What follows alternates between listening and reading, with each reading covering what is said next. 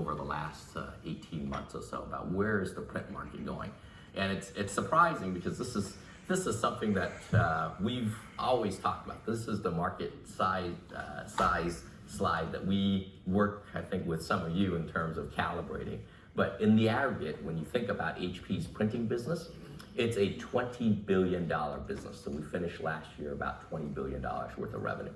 And when you think about our business, we operate in terms of the TAM, we operate in a business that has home printing, office printing, as well as graphics. And if you look at that TAM alone, that's about a $200 billion business, right? It's a $200 billion business, which a lot of the people out there are saying, hey, you know, this business is actually in massive decline.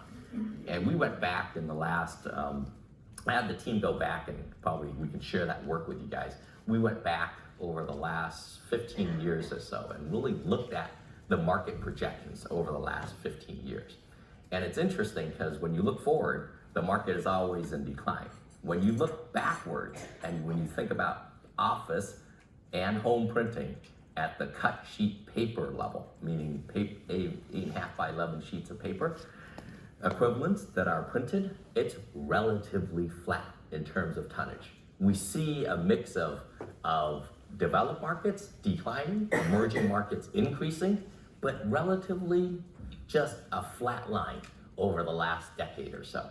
And so for us, we believe in the power of print. We believe that print is a big market. It still has opportunities to grow. We have lots of runway, in particular with the office space that we're in today. We have a very, very small portion of that space. We want to get a bigger portion of that space. So $20 billion in a $200 billion, you're a 10% market player in terms of revenue, not a 40% market player in terms of units in some of our segments, right? So we have lots of opportunities to grow. We see that the home market, though, is in decline. And this is probably our biggest challenge when we think about home. Home printing is in decline. It's about 4.5% decline.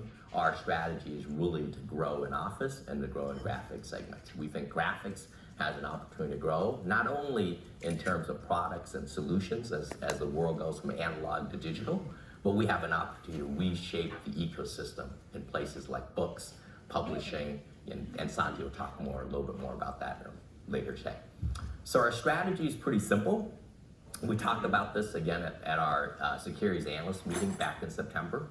We have really three key pillars. Number one is to drive innovation. We are the market leaders because we out-innovate our competitors in the marketplace. We're able to better meet customer needs. That's fundamental. That's the number one job we come to work every day. Number two, really tailored customer experiences. And the word tailored is very, very important for us. So in the past, I think you've seen that printing has been one of those businesses where you design a product once and you sell the same product to pretty much everybody.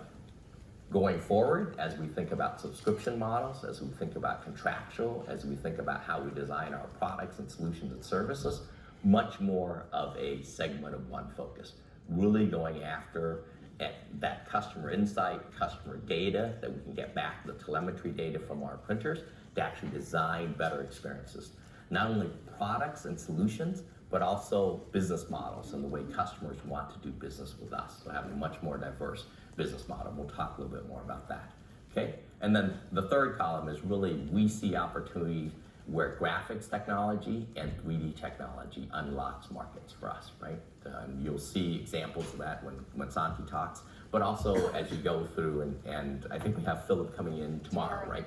Tomorrow, he'll give you a little bit, kind of a brief view of our 3D strategy, an overview of our 3D strategy. And it's just mind-boggling when you look at the types of parts that they're producing and the industries they're going after. So for us, I think we talked about 3D being about a $5 billion market, but that market could be $50 billion, it could be $100 billion, depending on how much of that we can go after with our technology, how advanced our technology is in terms of plastics and metals. So lots and lots of opportunities going forward. And then of course, you know, we talk about scale.